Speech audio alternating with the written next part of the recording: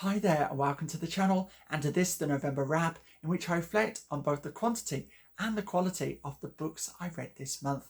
Now, with regard to quantity and quality, I would say it was a typical month. Indeed, if I were pressed to describe it in a single word, that word would be solid. A solid month of reading. So without further ado, let me show you what I spent my time reading. And we kick off with Plautus's The Rope and Other Plays. I did mention this book in my previous video, my birthday book haul, and I did note there that the two best plays in here are The Rope and Amphitryo. I greatly enjoyed those. The other two, The Ghost and A $3 Day, were in truth nothing special, and so taken was I by the work of Plautus that I purchased this for Comedies, Oxford World's Classics. Now, there is some overlap between these two books.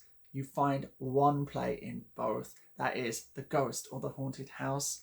Yes, and another play, The Pot of Gold, in here I'd already read. So in total, I've now read 7 plays by Plautus. And the first two in here were superb.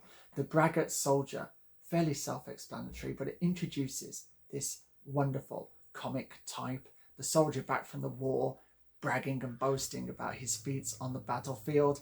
And he is taken for all of his worldly goods and indeed his concubine by the people around him, and they play upon his vanity and his greed.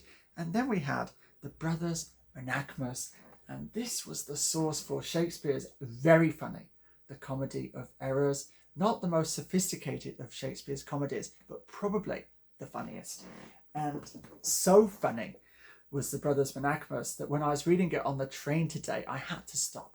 I was laughing so hard that people around me began to express disquiet at my mental state, which is very appropriate because accusations of insanity are constantly flying during this play. So confusing is the action. So yes, Plautus, this is the one to get actually first. The Braggart Soldier and the brothers Menachmus. Absolutely superb entertainment.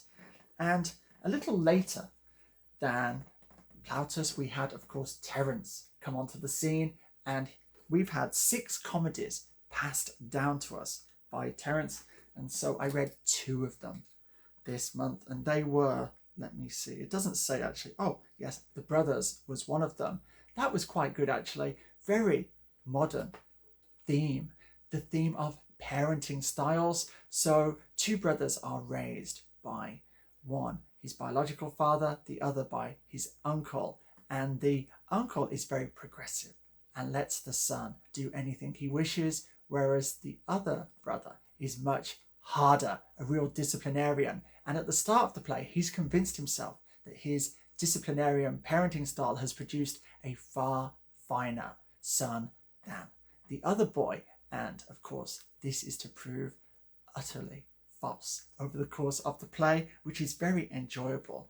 And the other play, The Mother-in-Law, is very good too, except there is something in the way the action resolves that the modern reader or audience will find very off-putting, because a sexual assault of a serious nature is turned into the thing that generates the happy ending. And yes, I think that is pretty awful. As we'll see, I read a Shakespeare play this month which also follows a similar pattern, and it's just very off-putting, as I say, for a contemporary reader. However, this comedy is definitely a step forward from Plautus in terms of its sophistication, and the dynamics between the members of the family in The Mother-in-Law are particularly well done. At various times they're all pointing the fingers at one another. There's certainly enough blame to go around. So yes, Terence's comedies, very much recommended. And these were of course based upon the Greek New Comedy, the best exponent of which was Menander. And so I have this book of Menander's plays and fragments, which I plan to read in the month of December. And then, staying with Rome, we have Juvenal with his 16 satires. That's all of the satires that he wrote. Now, some of these I had read previously. So Satire 3 is about someone leaving the city because he can't put up with its corruption anymore and going off to live in a cave or some such rural retreat. That was the basis. Sorry, there's a car or something outside. That was the basis for Samuel Johnson's London.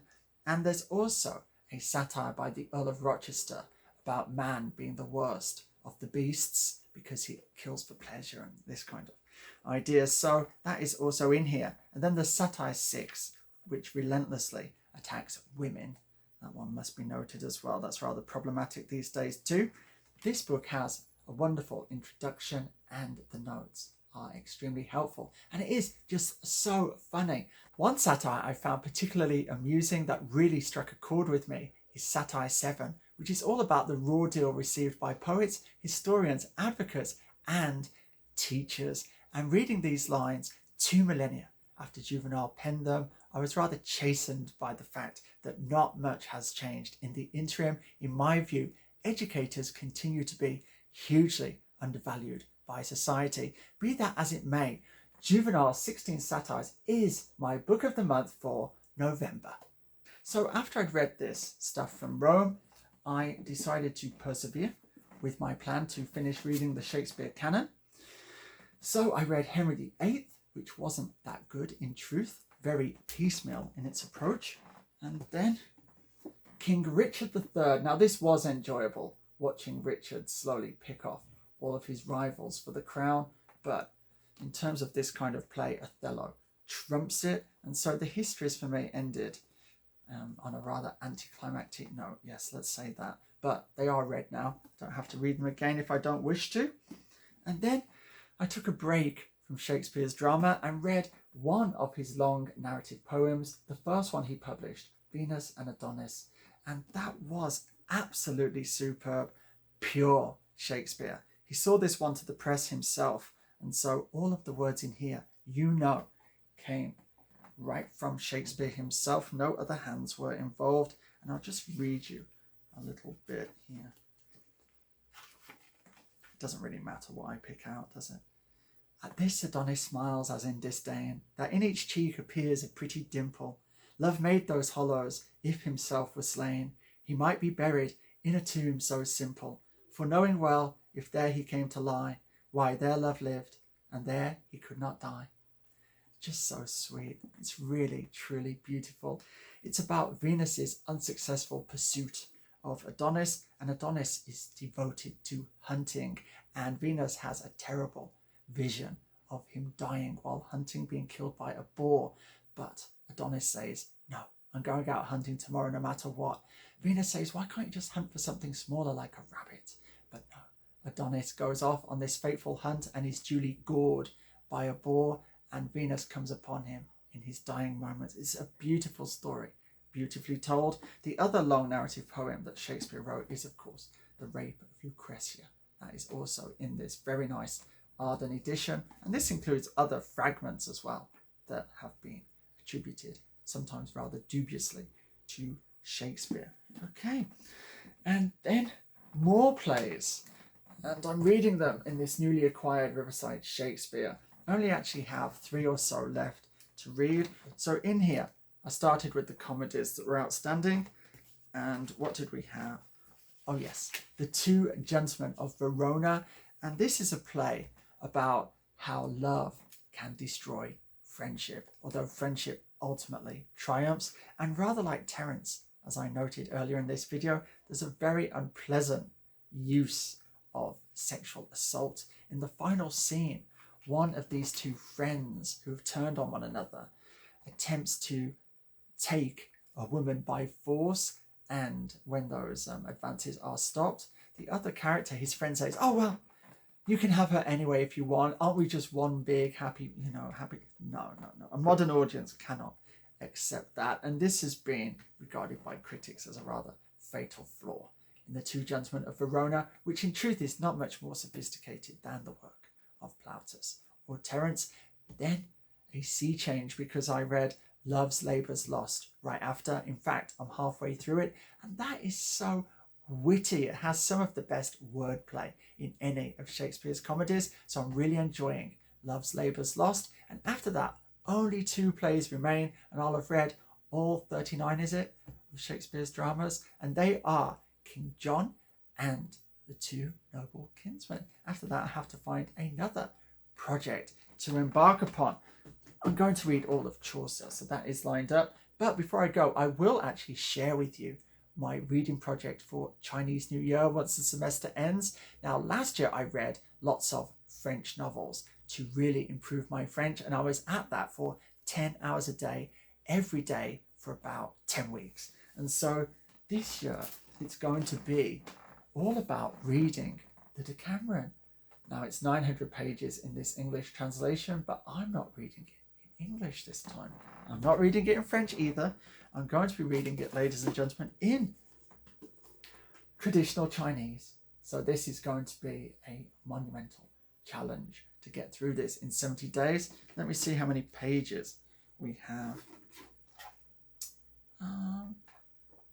All right, so it's about half of the English translation. It's 420 pages, so we'll see how we go. Let me just point out to you the characters here. 10-day talk. Okay, so that's how the Decameron is translated into Chinese. And I have here 2 copies, one for my wife and one for myself. We'll sit across from one another, and she will be leading me through the pleasures of the Decameron in Chinese. At the end of reading this, I guess I'll make a video and share my experience of doing that. If you've got any interesting reading projects lined up for the turn of the year, if you have some extra free time, why not share them with me in the comments? But for now, ladies and gentlemen, that concludes this video, and all that remains is for me to bid you farewell in time-honored fashion. So until the next time, be safe, be strong, nanu nanu.